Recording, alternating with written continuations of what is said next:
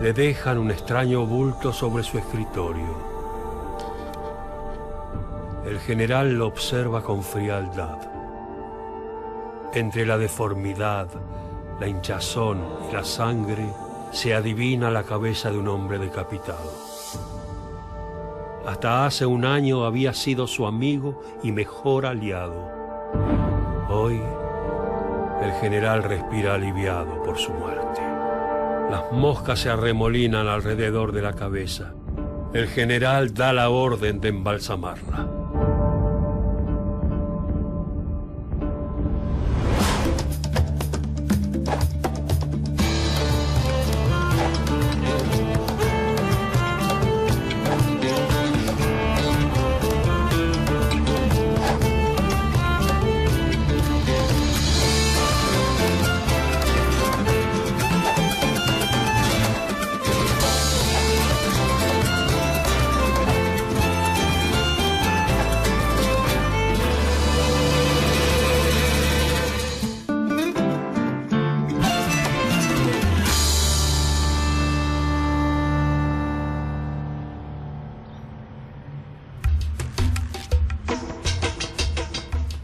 Dos caudillos del litoral. Uno se encontraba en Santa Fe y su nombre era Estanislao López. El otro en Entre Ríos y su nombre era Francisco Ramírez. Juntos lucharon contra la hegemonía de Buenos Aires. Dos aliados en armas y en pensamiento que terminaron siendo enemigos.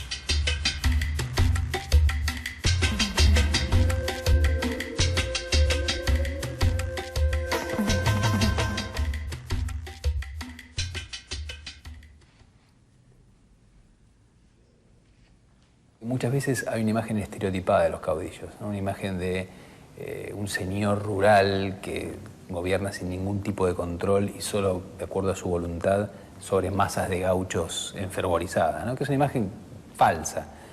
Es cierto que López es un caudillo clásico en el sentido de que surge en el mundo rural, en la frontera, luchando con los indígenas, los mocovíes, los avipones.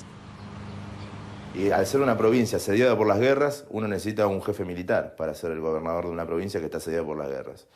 La persona más prestigiosa de la campaña y de las milicias es Estanislao López. Es una persona que adquiere una cierta cantidad de habilidades, pero al mismo tiempo logra imponerse a toda la masa rural, ¿no? Digamos, a toda la masa de gente que lo sigue o con la que convive, ¿no? Hasta lograr una admiración, un sentido de admiración. El caudillo logra eso, digamos. Tanto va a ser así que va a ser gobernador de la provincia por 20 años, porque es el hombre necesario para la Junta de Representantes de Santa Fe. No pueden prescindir de él.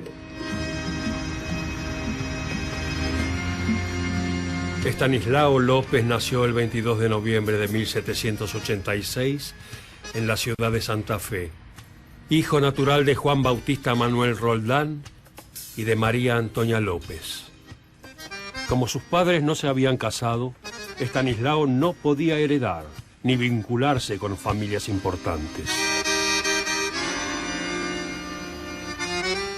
Esto lo llevó a probar suerte en la carrera militar.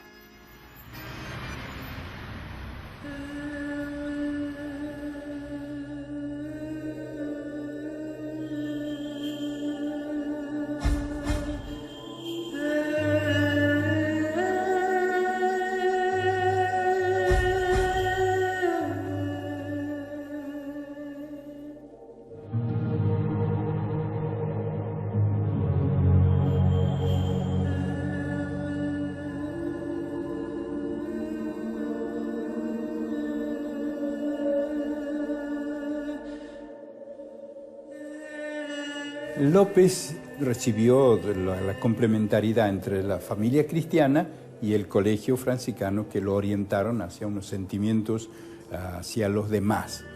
Muy capaz, muy ágil, y eso a los 14 años, cuando ya más o menos terminó todo lo que era el colegio en aquella época, en el primario, bueno, a hacer una opción por la vida militar. Pero a su vez siguió en el transcurso de su vida muy ligado al convento por la amistad que tenía con los frailes y sobre todo la familia y los franciscanos. Por eso es que él integró con el tiempo, aún siendo gobernador, integró una comisión de los franciscanos seglares, lo que se llama la Tercera Orden Franciscana Seglar. Prácticamente fue un hombre que realmente buscó el bien común, aunque desgraciadamente, digo, tuvo que hacerle frente con la violencia algunas veces, o muchas veces, ¿no?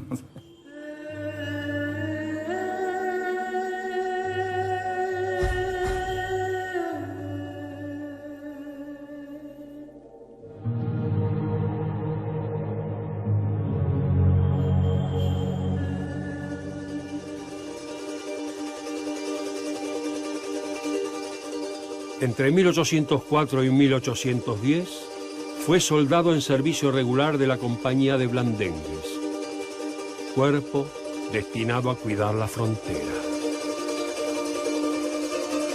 Con la Revolución de Mayo de 1810, López ingresó al ejército revolucionario, participando activamente en las guerras de la independencia contra los realistas, mientras se iba perfilando su carácter combativo y audaz. Sin embargo, en 1811, y después del fracaso de una expedición junto a Belgrano, López fue detenido por los realistas.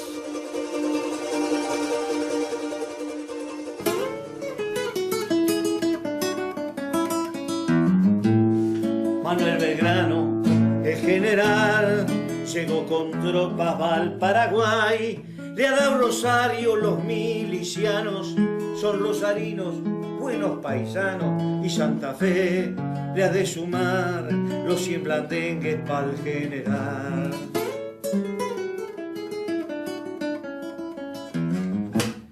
Francisco Aldao, el capitán, le está contando a don Manuel que hay un sargento mejor que él, y Encino López habría de ser.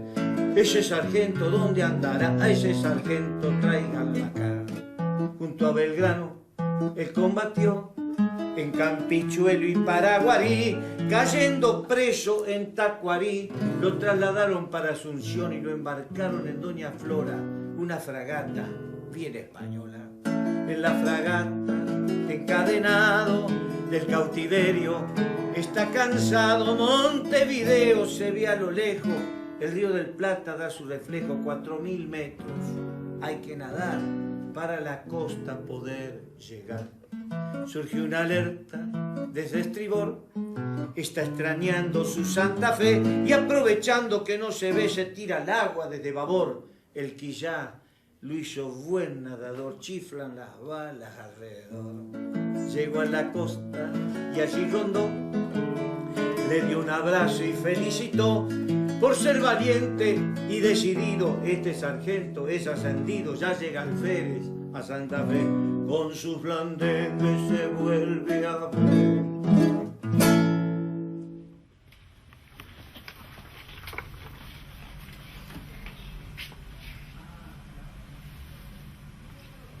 El cuerpo de blandengues, que solamente tenía como misión la custodia de las fronteras interiores, prácticamente pasa a alistarse, digamos, en los ejércitos ya revolucionarios, por llamarlos de una manera, ¿no? Manuel Belgrano, les decía, pide ayuda, y entre la colaboración que se le brinda, porque se le da dinero, joyas, se venden propiedades, en particular esta, se hacen una serie de aportes, pero uno de los aportes es parte de la tropa. En esa tropa milita Estanislao López, es decir, que él va a participar en la batalla de Tacuarí, y luego de la derrota de Belgrano va a ser tomado prisionero por los españoles y llevado a Montevideo. Desde Montevideo, López se escapa de la fragata Flora, en la cual lo tenían prisionero, y se enlista en las tropas que están sitiando Montevideo, que son tropas ya revolucionarias del Río de la Plata, ¿no? Es una vergüenza una vergüenza que el héroe máximo, el hombre más importante de la provincia, para mucha gente no sabe ni quién fue. Nadie lo conoce. ¿Por qué? Porque los historiadores, discúlpenme, los historiadores porteños, siempre a la provincia del interior la han echado a menos. Esta es la única fotografía que hay de López, la única que se ha hecho. Esta vino un pintor italiano, Pellegrini, a Buenos Aires, a hacer varios retratos y esas cosas, porque si no, no había ninguna fotografía del brigadier López. Era un hombre tan sencillo, tan humilde, que ni eso quería, ni fotografía.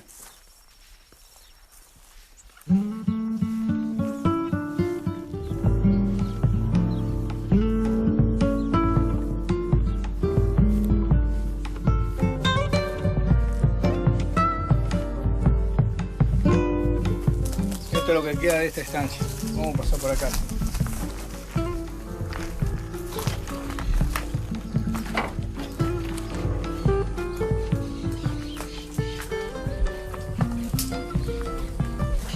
Bueno, acá dicen que hay unos túneles que salen al campo. Si quieren buscar para estos lados, ahí dice que salen en el medio del campo estos túneles.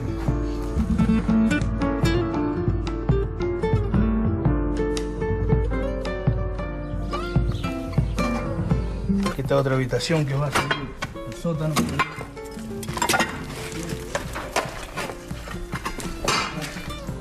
Acá hay otro hogar. Los picos antiguos.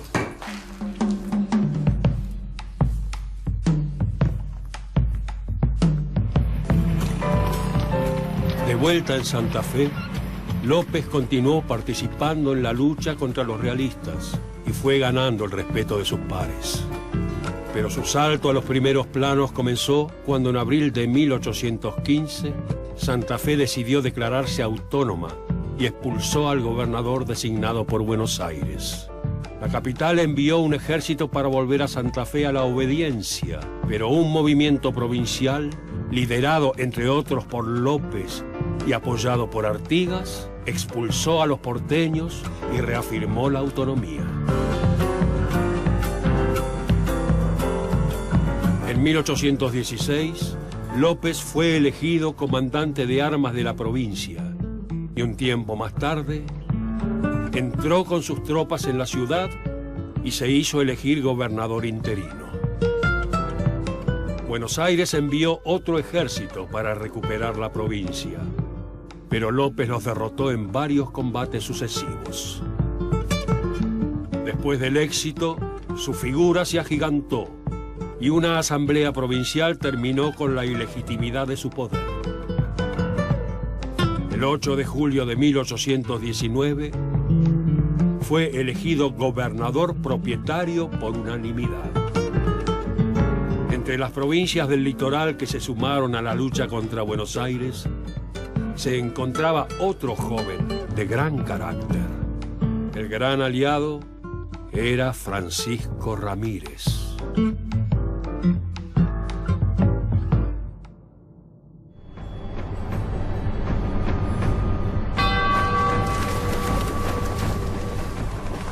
Ramírez está siendo perseguido.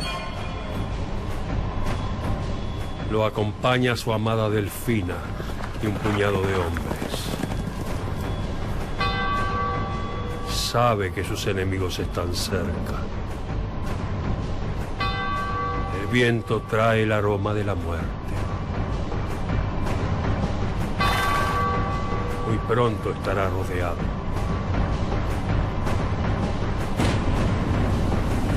No hay tiempo que perder.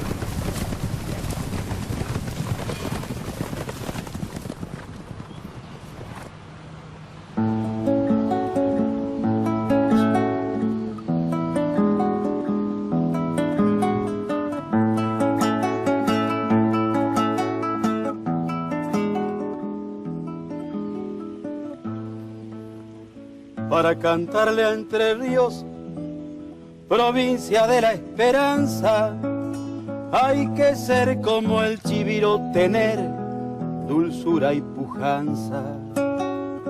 Hay que vibrar de emoción como la verde gramilla y el aire acariciador de la hermosa patria chica. El otro caudillo del litoral, Francisco Pancho Ramírez, nació el 13 de marzo de 1786 en Arroyo de la China, actual Concepción del Uruguay. Fue hijo de un comerciante paraguayo, Gregorio Ramírez, y de Tadea Florentina Jordán, nieta del virrey Bertis. Estos importantes vínculos colocaron a los Ramírez entre los principales vecinos de Arroyo de la China. A los 17 años fue alcalde y a los 24 se plegó a la revolución iniciada en Buenos Aires. Al poco tiempo, el ideal federal de José Artigas lo sedujo y dejó su cargo para ingresar en el movimiento artiguista, en el que participó muchos años. Ramírez surge como figura bastante rápido, ¿no? Es decir, en 1810, cuando es la Revolución de Mayo, llegan las noticias a Entre Ríos y varios de los pueblos se hacen revolucionarios, pero también hay algunos que tienen cierta vinculación con los realistas, sobre todo porque como Montevideo se mantiene leal al Consejo de Regencia español, tiene una flota, porque Montevideo era una base naval, que incursiona por el río Uruguay y por el río Paraná, y a veces hace que los pueblos entrerrianos tengan que pasar de bando. Y ahí es donde surge la figura de Ramírez, que a partir de 1811 empieza a luchar del lado patriota y se vincula muy rápidamente al artiguismo. No hay mucha información sobre cómo se produce esto, pero sabemos que Artigas, cuando se retira del sitio de Montevideo en 1811, pasa a Entre Ríos y ahí establece contactos muy fluidos con los entrerrianos, y a partir entonces del 11, Ramírez es uno de los lugartenientes de Artigas.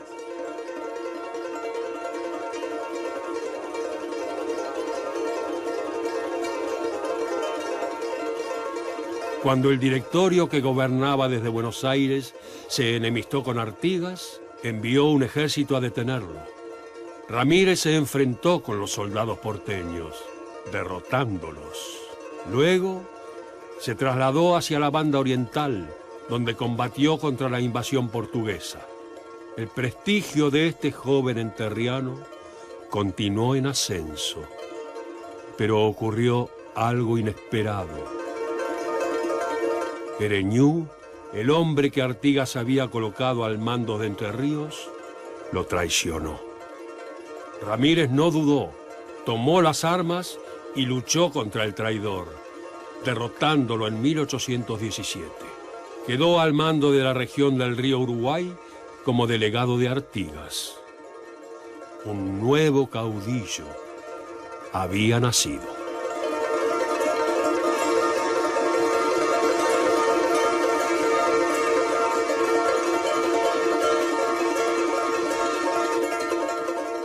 Ramírez es un montonero genial, sería la descripción de Ramírez, ¿no? Un tipo muy recio y un tipo que no retrocede, que siempre va al frente. Además es muy difícil explicar eso, porque es la adhesión que le presta el paisano al caudillo está determinada por una especie de admiración, pero es más que eso, digamos, es más allá de eso, ¿no? Es casi un amor incondicional, diría yo, ¿no? Durante su vida, Francisco Ramírez estuvo acompañado por una mujer.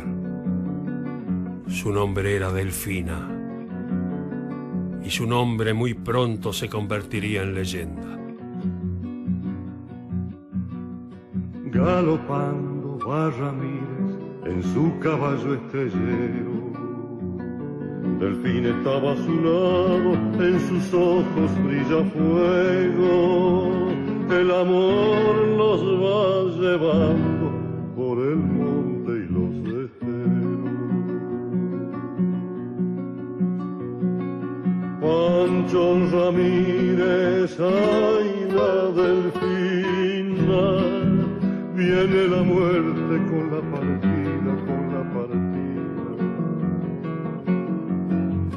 Pancho Ramírez, por su Delfina, por sus amores pierde la vida, pierde la vida. Desangra la tarde en llanto, la infortunada Delfina.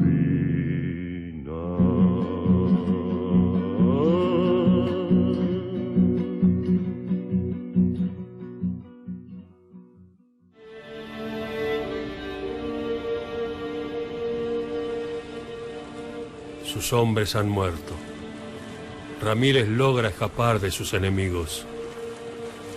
Pero hay un problema. El caballo de Delfina tropieza. La mujer se desploma sobre la tierra. Los perseguidores la rodean. Sacan sus facones. Quieren divertirse. Ramírez, lleno de furia, da vuelta a su caballo. No abandonará a su amada.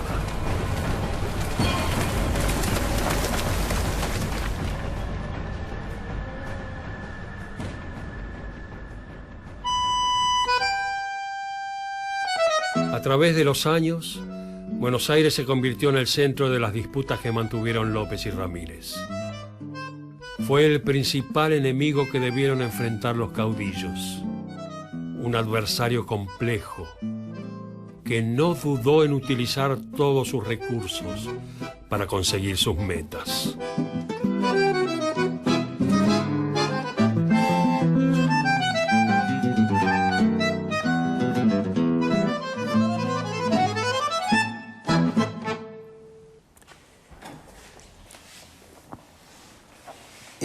En 1814 se forma la Liga de los Pueblos Libres, que reúne a la Banda Oriental, a Entre Ríos, a Santa Fe, a Corrientes. También participan indígenas de las misiones. Y el líder es Artigas, ¿no? El protector de los pueblos libres, seguido por distintos personajes importantes en cada provincia. Uno de ellos es Francisco Ramírez en Entre Ríos, y todos se enfrentan con el poder central de Buenos Aires. Buenos Aires manda una expedición para obligar a Entre Ríos a volver a la obediencia. Fracasa por la resistencia entrerriana. Comienza el periodo de ascenso de Ramírez a convertirse en la máxima figura entrerriana. Participa en Santa Fe apoyando el levantamiento santafesino contra los porteños y la resistencia santafesina contra los ataques del gobierno central, que fracasan todos.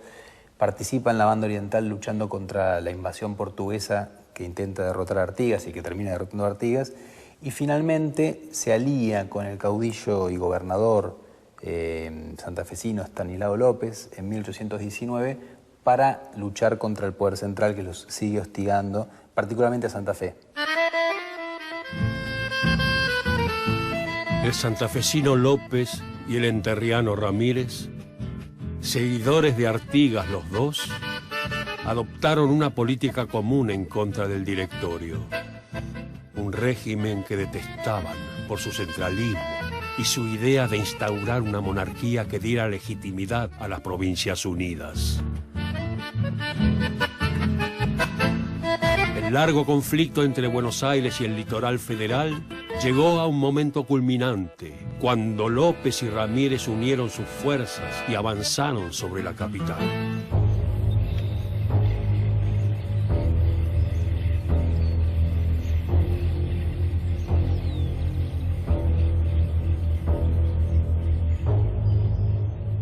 El 1 de febrero de 1820 se produjo la batalla de Cepeda. Fue el gran momento de estos dos caudillos, en donde se dirimió el conflicto entre Buenos Aires y el litoral. Las acciones las inició el ejército porteño, que invadió la provincia de Santa Fe antes de que los federales entraran en Buenos Aires. El general porteño Rondó ocupó el borde sur de Cañada de Cepeda, esperando allí a sus enemigos. Dispuso a la caballería a los lados y a la infantería y artillería al medio protegiendo sus espaldas con una larga formación de carretas. Pero como las tropas de los federales estaban exclusivamente compuestas por caballería, la formación táctica de Rondó no fue útil, pues cruzaron al galope la cañada y atacaron por la espalda. La estrategia de López y Ramírez hizo que la batalla durara tan solo 10 minutos. El ejército porteño, destrozado, se retiró hasta San Nicolás de los Arroyos. Los litoraleños habían vencido.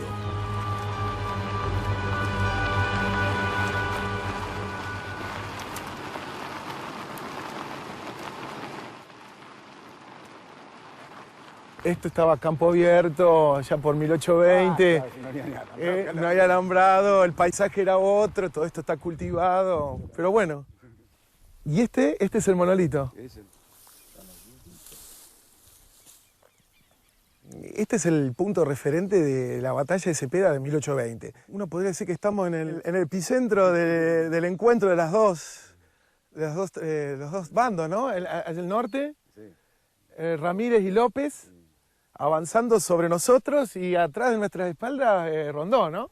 Es difícil determinar un punto del conflicto exacto, porque en realidad eran batallas de a campo llano. Esto es estamos en plena pampa, ¿no? Húmeda, y se aprovechaban las cañadas como espacio de protección y a su vez de mirada para poder ver. Y el agua para los animales. Y el agua para los animales, claro, para la caballería. Para la caballería y para la propia tropa, ¿no? Claro. Hay que pensar que estamos hablando de 1820, donde no hay un ejército nacional, como lo podemos entender hoy, un ejército organizado por escuelas y por estudios. Entonces eran realmente gauchos, indios, que se sumaban a uno u otro caudillo y a cambio de caballada y alimento jugaban de uno o del otro lado. Una de las batallas más decisivas probablemente de la historia argentina, y lo que hacen es obligar al director a renunciar. Se disuelve el directorio y se disuelve también el Congreso, que era el mismo Congreso que en Tucumán había declarado la independencia en 1816, se había trasladado a Buenos Aires, había sancionado en 1819 una constitución unitaria, centralista, que no fue aceptada por nadie, o sea que nunca se aplicó, y lo que hace la victoria de Cepeda es justamente disolverlo, y con eso se acaba el experimento revolucionario, es decir, un poder central con sede en Buenos Aires, que funcionó durante 10 años, llega a su fin y comienza el periodo de las autonomías provinciales, ¿no? Es decir, y en ese sentido la obra de López y Ramírez es fundamental como momento de cambio crucial en Argentina.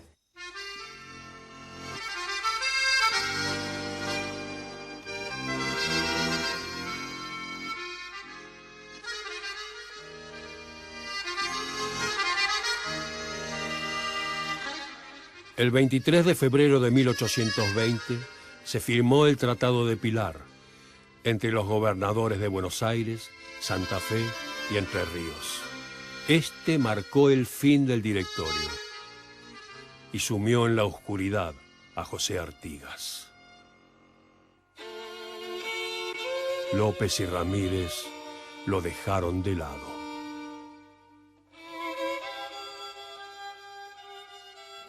Y Artigas se enoja con López y Ramírez porque ellos han hecho un tratado después de vencer a Buenos Aires con la nueva provincia de Buenos Aires, ahora también una provincia más, una provincia autónoma, en la cual hacen un pacto que contempla distintos aspectos, pero que no menciona luchar contra los portugueses que han ocupado la banda oriental. El tratado no mencionaba ayuda alguna para Artigas en su lucha contra los portugueses. El oriental sintió que los caudillos litoraleños lo habían traicionado. De inmediato le envió una carta a Ramírez en donde decía: el objeto y fines de la Convención del Pilar celebrada por vuestra señoría, sin mi autorización y conocimiento, no han sido otros que confabularse con los enemigos de los pueblos libres para destruir su obra y atacar al jefe supremo que ellos se han dado para que los protegiese. He de prevenirle que si no retrocede en el camino criminal que ha tomado, me veré obligado a usar la fuerza. Pues yo también tengo que arrepentirme de haberlo elegido a vuestra señoría y de haberlo propuesto al amor de los pueblos libres para que hoy tenga los medios de traicionarme.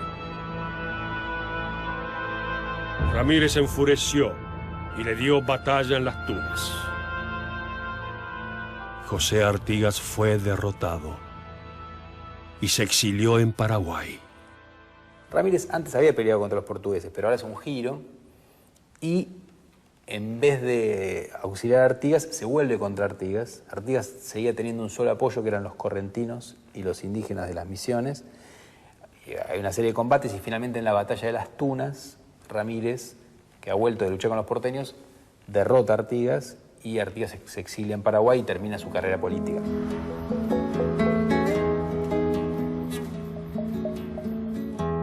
Nos encontramos en este lugar, a la orilla del arroyo Las Tunas, en donde en estas inmediaciones se produjo una batalla definitoria entre Francisco Ramírez y las tropas de José Artigas. Y en esta zona se atrincheraron las tropas de Ramírez, ofreciéndole el campo de batalla a Artigas. Es decir, habían elegido el campo de batalla para enfrentar a Artigas, que venía con las intenciones serias de tomar la ciudad de Paraná. 1000 hombres se desplazaron en esta zona de montes, a la orilla del arroyo. Artigas venía con 1300 hombres y acá se produjo este enfrentamiento que fue muy sangriento.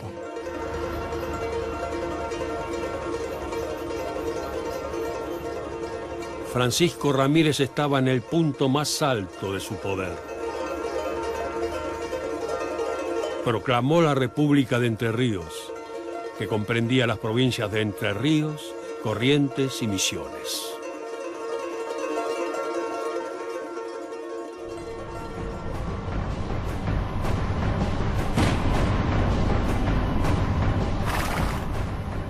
Delfina está a un paso de la muerte. Un súbito relincho la saca del abismo. Las manos de Ramírez la rescatan, la suben al caballo. Delfina cierra los ojos, reza, le agradece al Señor.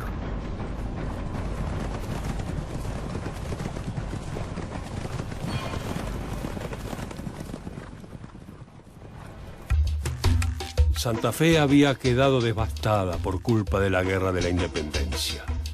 López necesitaba de la ayuda porteña. Comenzaba a relacionarse cada vez más con Buenos Aires, mientras Ramírez gobernaba su república enterriana, acompañado por su fiel Delfina.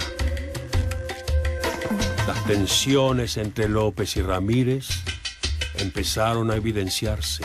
Solo faltaba una excusa, un incidente que provocara la separación total de los caudillos del litoral. El 24 de noviembre de 1820, López firmó un pacto con Juan Manuel de Rosas, estanciero porteño y comandante de milicias en la estancia Venegas. La garantía del acuerdo era un artículo secreto, una indemnización económica de la provincia de Buenos Aires de 25.000 cabezas de ganado vacuno. Ramírez toma ese pacto de López como una traición, como acusa a López de haber negociado con los directoriales, que era el viejo sector que había dirigido la política porteña y a los cuales ellos habían opuesto durante años. Entonces se lanza contra López. El tratado dejaba de lado a Entre Ríos. Ramírez atacó a Santa Fe. Estaba enceguecido. Pero las fuerzas de López, ahora aliado con los porteños y los cordobeses, lo vencieron. Muy pronto Ramírez se encontró acorralado. Tuvo que huir.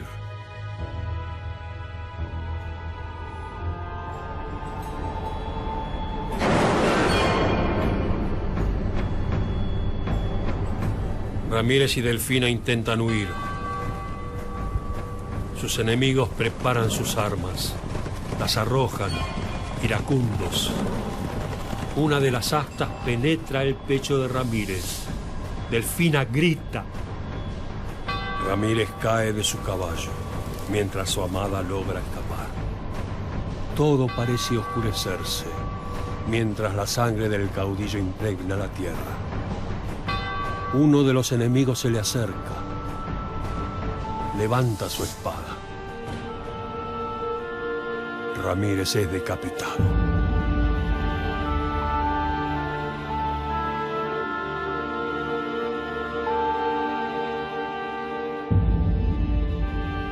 Un soldado interrumpe a Estanislao López. Le entrega un paquete con la cabeza de su antiguo rival Ramírez. Da la orden de embalsamar la cabeza.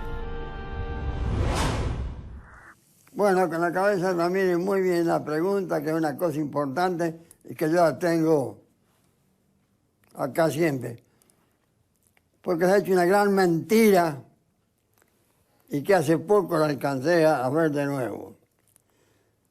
Hay algún escritor o un pseudo historiador que dice que López tenía en su despacho la jaula con la cabeza de Ramírez y ahí firmaba sus documentos.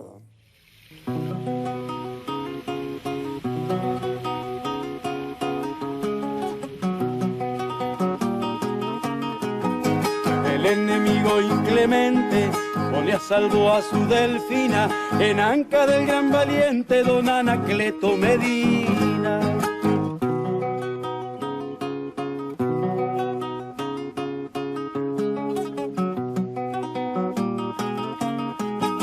Pero quiso el cruel destino que premiara su hidalguía, un corazón florecido por una bala perdida.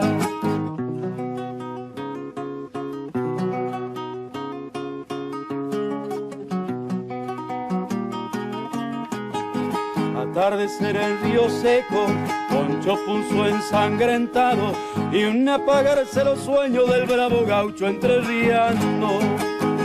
Y desde entonces su nombre Pancho Ramírez, para gloria de Entre Ríos, bien latente quedará. Desde que lo mata Ramírez, logra quedarse en el gobierno de la provincia por 20 años. O sea, porque es un hombre indispensable para la legislatura santafesina, para las clases principales de Santa Fe, ¿no? Ha sido un piloto de tormentas dentro de todas las guerras civiles y ha logrado sacarla airosa a Santa Fe.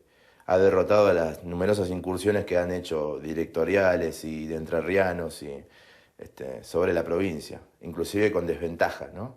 Por eso la provincia de Santa Fe, en su escudo dice provincia invencible de Santa Fe. Entonces ese es el prestigio que tiene López y como hombre indispensable de gobierno para una provincia que ya, como habíamos dicho, está siempre en una posición geoestratégica difícil, ¿no? En las décadas del 20 y el 30, con Artigas exiliado y Ramírez muerto, López será el gran patriarca del federalismo rioplatense. Cuando en 1828 los unitarios toman el poder por la fuerza en Buenos Aires y en buena parte del interior, suplantando a los gobernadores federales, Santa Fe será un baluarte federal contra ellos. La intervención de López contribuye a derrotar a los unitarios porteños y a que el federal Rosas llegue al poder en Buenos Aires. Enseguida, el caudillo santafesino es nombrado comandante del ejército federal, que enfrentará a los unitarios del interior. Su victoria hace que todas las provincias argentinas se declaren federales. Hay un momento de oro de López, que es en 1830, digamos, 1832, donde varias de las provincias están bajo su influjo, ¿no? En Córdoba pone a los hermanos Reina Fe, que son los que terminan matando a Quiroga, ¿no? Que son directamente del riñón de López. Pascual Echagüe, que es una especie de lugarteniente de López, pasa a ser gobernador de Entre Ríos, y también tiene mucha influencia él sobre Salta, sobre Santiago del Estero. Es decir, es un personaje muy importante. Pero Rosas rápidamente lo va a empezar a superar y va a empezar a controlar él a distintos gobernadores provinciales. Y recién al final de su vida, en 1838, López parece querer volver o animarse otra vez con Buenos Aires, cuando el bloqueo francés contra Rosas se impone y López le expresa al gobernador porteño su descontento con cómo está manejando la política internacional, que era algo que solo podía hacer Buenos Aires, ¿no? Jamás negaré mis principios. Seré uno de los primeros que clamaré por la formación de una autoridad nacional que dé al fin al país la organización nacional que tanto reclaman sus verdaderos intereses. Pero cuando parece que López vuelve a levantar cabeza, es el momento en el que muere, ¿no? Muere de tuberculosis y se acaba una carrera política muy larga y que es clave dentro de la historia del federalismo de nuestro país. En esta sala, que hace referencia a la época de Brigadier López, unitarios y federales, algunos objetos que pertenecieron al brigadier. En la parte central de la vitrina tenemos pechera, puños y cinto, que usó él en alguna fiesta de gala, una imagen de la esposa de López, algunas joyas que le pertenecieron a doña Josefa Rodríguez del Fresno, y por este lado tenemos estos objetos también vedette del museo, que son una cigarrera y un pastillero, regalos de Rosas a López, que por ahí pueden ver alguna leyenda, el brigadier Juan Manuel de Rosas, doña Encarnación Escurra, vivan los federales, mueran los salvajes unitarios, que eran las leyendas de la época. Y por último, tenemos la libreta de familia, donde figuran los nacimientos de los hijos de López. ¿Sí? Está un poco deteriorada, estamos hablando de 1830, 1840.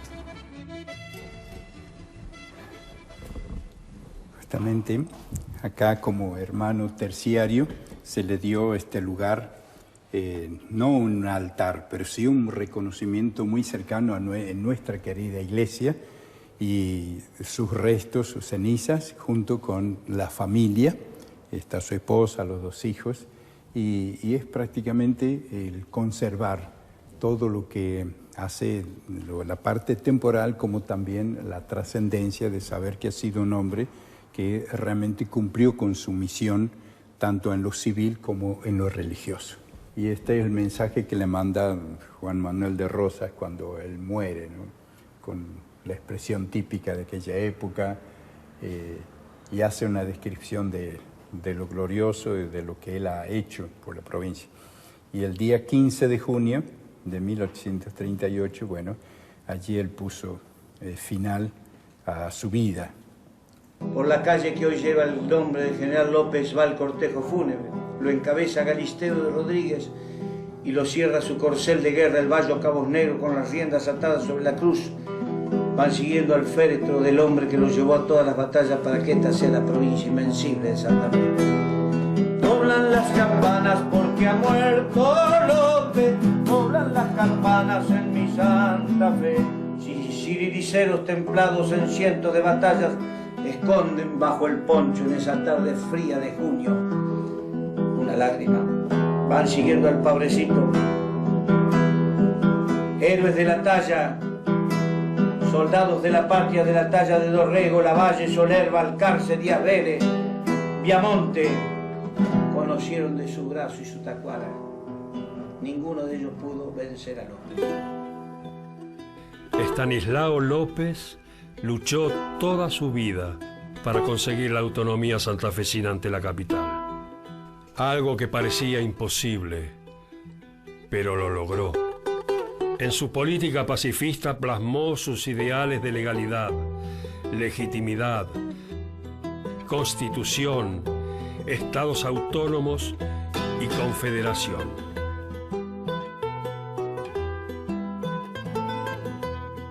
Francisco Pancho Ramírez también fue un convencido de la necesidad de organizar el territorio. Creó escuelas, sancionó la enseñanza obligatoria, montó las bases de una administración pública. Dos líderes que supieron hacer de la Montonera un estilo de guerra que les permitió proteger el litoral de los intereses de Buenos Aires, dejando su marca en la historia del pueblo argentino.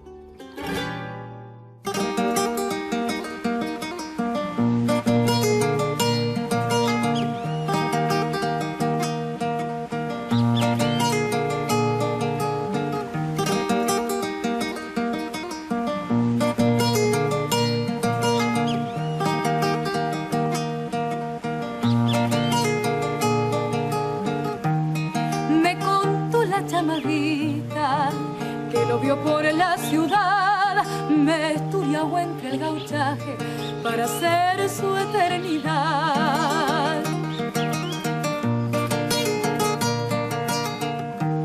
Chamarrita, chamarrita, chamarrita federal, cuando soñando mateaban Matraca y López Jordán, chamarrita terruñera, Hernández nos dio el cantar y mucho más un destino rumbo del ser nacional.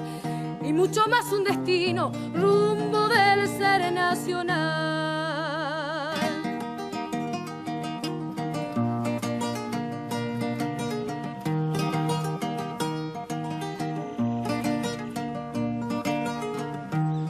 Si los gauchos de mi tierra simbolizan la amistad, cruz debe ser José Hernández y Fierro López Jordán. Canta chamarra entrerriana, Hernández el inmortal.